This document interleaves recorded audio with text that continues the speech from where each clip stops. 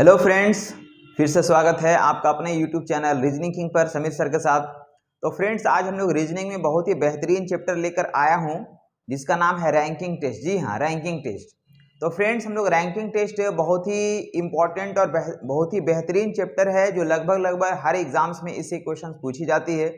इसमें दो type question होते हैं, जिसमें सबसे पहला टाइप जो है वह कंपैरिजन टाइप यानी तुलनात्मक क्वेश्चंस पूछा जाएगा, और टाइप 2 में जो है वह रो से रिलेटेड क्वेश्चंस आता है। तो चलिए हम लोग सबसे पहले चैप्टर रैंकिंग टेस्ट को शुरू करने से पहले इसका कुछ कंसेप्ट आपको बता दें। हम लोग आते हैं टाइप 1 में। टाइप 1 रैंकिंग टेस्ट का टाइप 1।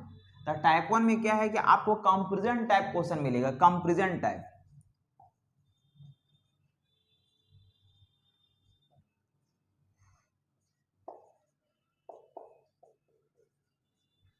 कंपैरिजन टाइप आपको क्वेश्चन मिलेगा फ्रेंड, जिसको हम लोग बोलते हैं तुलनात्मक क्वेश्चंस मिलेगा। ये तुलनात्मक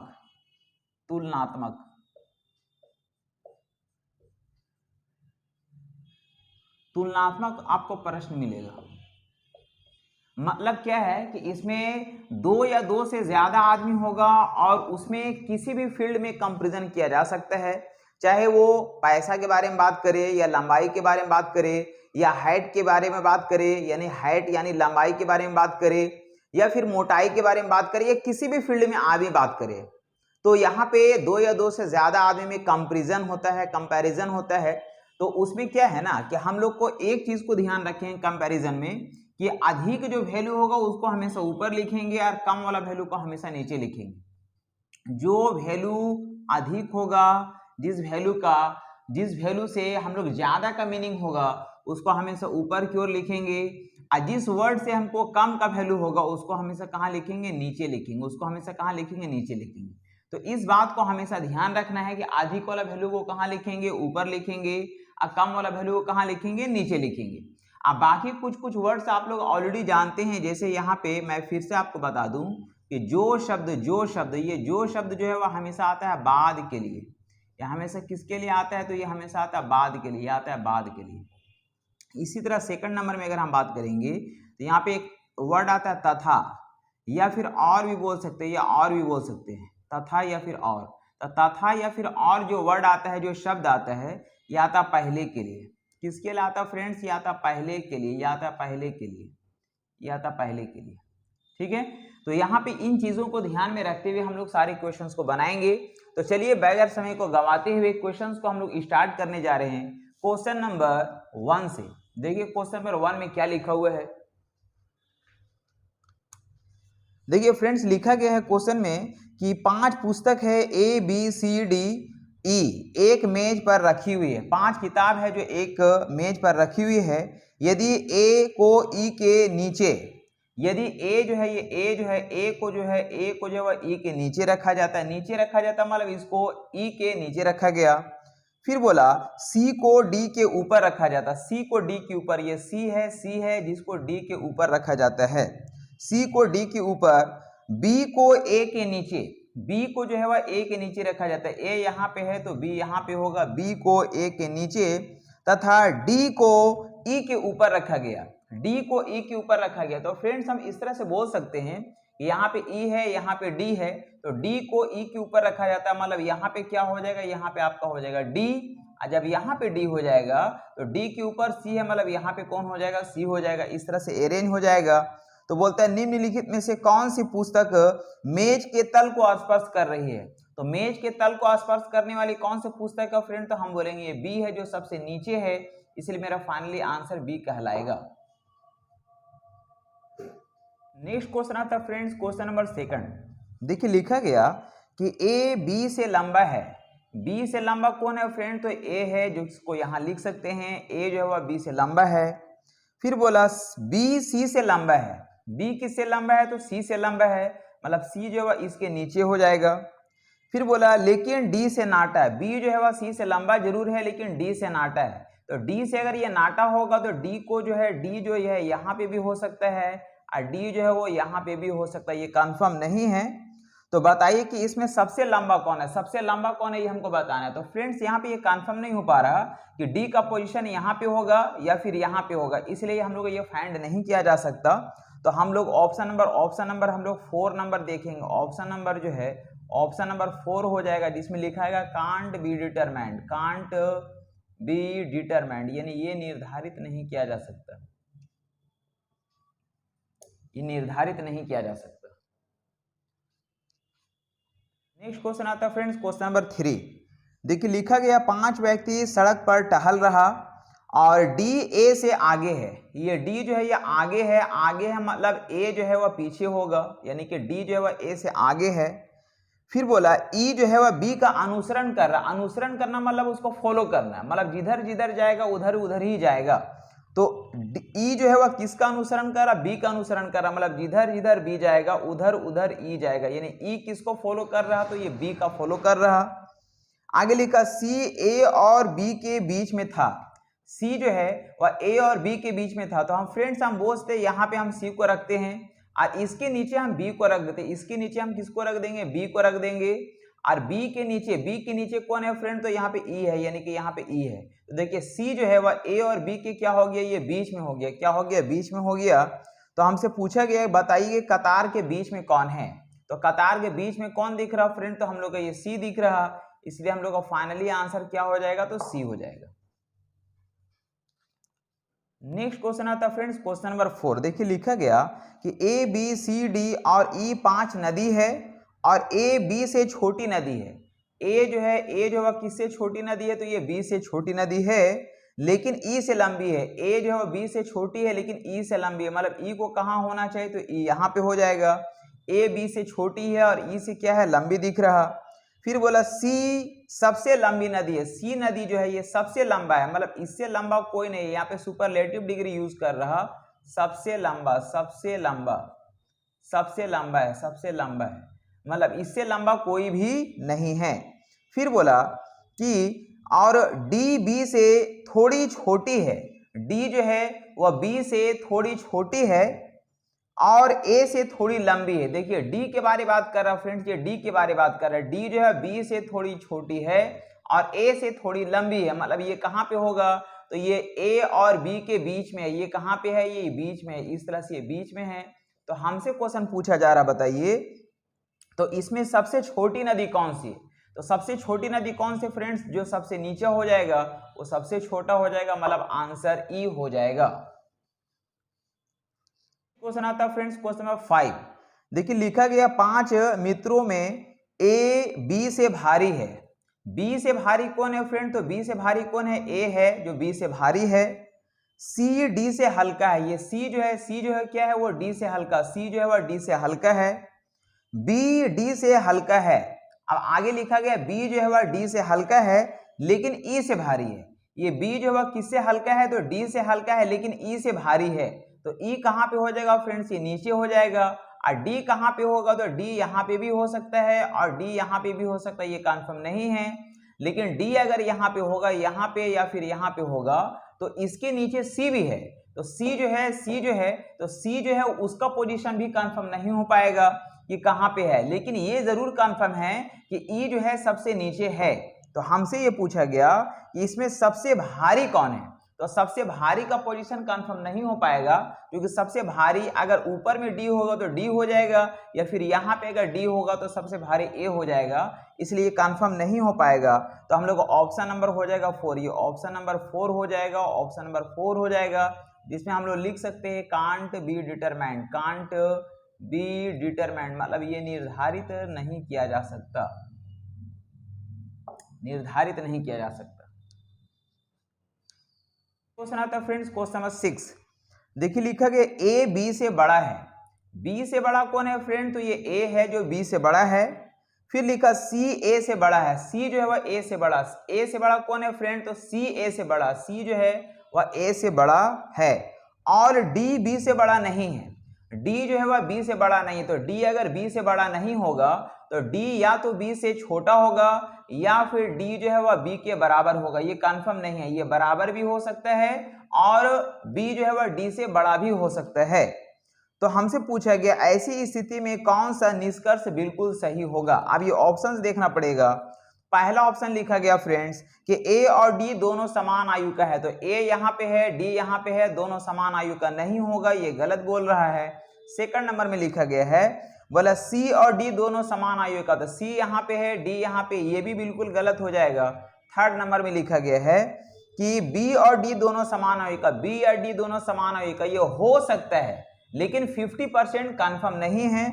और आगे लिखा गया बी डी से छोटा है, ये बी जो है वह डी से छोटा है, ये बिल्कुल 4 नंबर जो है ये बिल्कुल गलत है। तो फ्रेंड्स हम बोल सकते हैं 3 नंबर सही हो जाएगा ऑप्शन के अकॉर्डिंग, यानी ऑप्शन के हिसाब से अगर देखेंगे तो हम लोग का ये 3 नंबर बिल्कुल सही होगा, जो कि बी और डी दोनों समान आयु का है, इसलिए ऑप्शन नंबर 3 आंसर होगा। क्वेश्चन नंबर 7 देखिए, लिखा गया कि 6 नगर है जिसमें धुलिया अमलनेर से बड़ा है। फ्रेंड्स यहाँ पे धुलिया नाम का कोई नगर है, ये धुलिया है जो अमलनेर से बड़ा है, तो अमलनेर यहाँ पे लिख लेते हैं, ये अमलनेर है, ये अमलनेर, ये धुलिया जो है वह अमलनेर से क्या है, तो ये लिखा गया बड़ा है। फिर लिखा श्रीरामपुर नासिक से बड़ा है, श्रीरामपुर नासिक से बड़ा है। तो फ्रेंड्स यहाँ पे श्रीरामपुर है, ये श्रीरामपुर है, ये श्रीरामपुर है, ये श्रीरामपुर है, जो किससे बड़ा है, ये नासिक से बड़ा है, ये नासिक से बड़ा है। श्रीरामपुर जो है वह नासिक से बड़ा है। फिर लिखा जलगांव श्रीरामपुर जितना बड़ा है उतना बड़ा नहीं है, है ना, जलगांव जो है श्रीरामपुर जितना बड़ा है उतना बड़ा नहीं है, लेकिन अमलनेर से बड़ा है, लेकिन अमलनेर से बड़ा है। कौन है फ्रेंड, तो जलगांव के बारे में बात करेगा। जलगांव जो है वह श्रीरामपुर जितना बड़ा है उतना बड़ा नहीं है, यानी कि जलगांव श्रीरामपुर जितना बड़ा है उतना बड़ा नहीं है, लेकिन क्या है कि अमलनेर से बड़ा है, लेकिन अमलनेर से बड़ा है। तो अमलनेर से कौन बड़ा है फ्रेंड, तो यहाँ पे जलगांव, यानी जलगांव हो जाएगा, यहाँ पे जलगांव यहाँ पे हो सकता है, यहाँ पे होगा फ्रेंड, जलगांव यहाँ पे हो जाएगा, या फिर जलगांव कहाँ पे होगा ये कंफर्म नहीं है। तो जलगांव जो है ना, लिखा गया जलगांव श्रीरामपुर जितना बड़ा है उतना बड़ा नहीं है, मतलब इससे छोटा होगा, लेकिन अमलनेर से बड़ा है, लेकिन ये अमलनेर से बड़ा है, लेकिन ये अमलनेर से क्या है फ्रेंड, तो ये बड़ा है, यानी कि यहाँ पे हो सकता है, या फिर यहाँ पे जलगांव यहाँ पे भी हो सकता है, यहाँ पे भी हो सकता है, जलगांव यहाँ पे भी हो सकता है, ये कंफर्म नहीं है। फिर लिखा गया कि अमलनेर नासिक से छोटा है, अमलनेर जो है वह नासिक से छोटा है। तो अमलनेर किससे छोटा है फ्रेंड, तो ये नासिक से छोटा है। तो अमलनेर अगर नासिक से छोटा है, मतलब ये हुआ कि हम लोग का नासिक जो है, नासिक कहीं पे इधर ही होगा, तो हम लोग का बोल सकते हैं नासिक यहाँ पे हो सकता है फ्रेंड्स, नासिक इधर हो सकता है, या फिर नासिक यहाँ पे हो सकता है, ये कंफर्म नहीं है, या फिर हम लोग का नासिक यहाँ पे वो हो सकता है।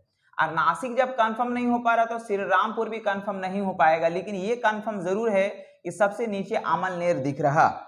तो हमसे पूछा जाता है बता कि इसमें सबसे छोटा कौन है, तो सबसे छोटा जो सबसे नीचे देखिएगा वही सबसे छोटा हो जाएगा, इसलिए फाइनली आंसर हो जाएगा अमलनेर सबसे छोटा है। फ्रेंड्स क्वेश्चन नंबर 8 देखिए, लिखा गया कि श्रीकांत नीलिमा से नाटा है। ये श्रीकांत है फ्रेंड्स, ये श्रीकांत है, श्रीकांत जो है वह नीलिमा से नाटा है, नीलिमा से, यहाँ पे कोई नीलिमा है, नीलिमा से नाटा कौन है, तो श्रीकांत है। आगे लिखा गया कि प्रतिमा श्रीकांत से लंबी है, प्रतिमा श्रीकांत से लंबा है, प्रतिमा जो है वह श्रीकांत से लंबा है, श्रीकांत यहाँ पे है तो प्रतिमा श्रीकांत से लंबा, यानी कि प्रतिमा यहाँ पे हो सकती है, प्रतिमा यहाँ होगा, या फिर प्रतिमा यहाँ पे होगा, ये कंफर्म नहीं है, प्रतिमा यहाँ पे भी हो सकता है, प्रतिमा यहाँ पे भी हो सकता है। प्रतिमा श्रीकांत से लंबी है। फिर बोला कि सुभाष नीलिमा से लंबा है लेकिन हेम्ब्रम से नाटा है, सुभाष नीलिमा से लंबा है, तो सुभाष नीलिमा से लंबा है, यानी सुभाष यहाँ पे हो सकता है फ्रेंड्स, ये हो सकता है सुभाष यहाँ पे हो सकता है, या फिर सुभाष यहाँ पे भी हो सकता है, ये कंफर्म नहीं है। सुभाष जो है नीलिमा से लंबा है लेकिन हेम्ब्रम से नाटा है, ये हेम्ब्रम से नाटा, तो हेम्ब्रम इस जगह पे हो सकता है या फिर हेम्ब्रम इस जगह पे हो सकता है, ये कंफर्म नहीं है। आगे लिखा गया कि नीलिमा प्रतिमा से लंबी है, नीलिमा प्रतिमा से लंबी है। ये नीलिमा कौन है फ्रेंड्स, ये नीलिमा जो है प्रतिमा से लंबी है, मतलब ये कंफर्म हो गया कि प्रतिमा यहाँ पे नहीं है, प्रतिमा यहीं पे है, ठीक है। तो हमसे पूछा गया बताइए कि यदि इन सब को ऊंचाई के क्रम में अगर खड़ा किया जाए तो इस कतार के ठीक बीच में कौन होगा, तो कतार के बीच में कौन होगा फ्रेंड? तो देखिए सबसे नीचे श्रीकांत है, इसके बाद प्रतिमा है, इसके बाद नीलिमा है, और नीलिमा के ऊपर कौन है? तो यहाँ पे हम लोग का लिखा गया सुभाष है, सुभाष के ऊपर कौन है? हेम्ब्रम है। तो बीच में कौन दिख रहा है? 1 2 ऊपर और यहाँ पे 1 2 नीचे, ने बीच में हम लोग का नीलिमा दिख रहा है, इसलिए फाइनली आंसर नीलिमा हो जाएगा। नेक्स्ट क्वेश्चन आता है फ्रेंड्स, क्वेश्चन नंबर 9। देखिए लिखा गया यदि शिशिर चारों से लंबा है, ये शिशिर है फ्रेंड्स, ये शिशिर है जो कि चारों से लंबा है, ये चारों से लंबा है, चारों से लंबा है, शिशिर चारों से लंबा है लेकिन राजू से नाटी है। ये राजू से नाटा है, ये राजू से जो है, राजू से क्या है? ये नाटा है, और उतना ही लंबा है जितना कि दिलीप, यानी कि और ये उतना ही लंबा है, यानी सारा बात हो रहा है शिशिर के बारे में, और ये उतना ही लंबा है जितना कि दिलीप, यानी कि और ये उतना ही लंबा है जितना कि दिलीप, लेकिन अशोक से लंबा है, लेकिन ये अशोक से लंबा। तो फ्रेंड्स हम बोल सकते हैं कि अशोक इस जगह पे भी हो सकता है, अशोक इस जगह पे भी हो सकता है, या फिर अशोक इस जगह पे भी हो सकता है, ये कंफर्म नहीं है।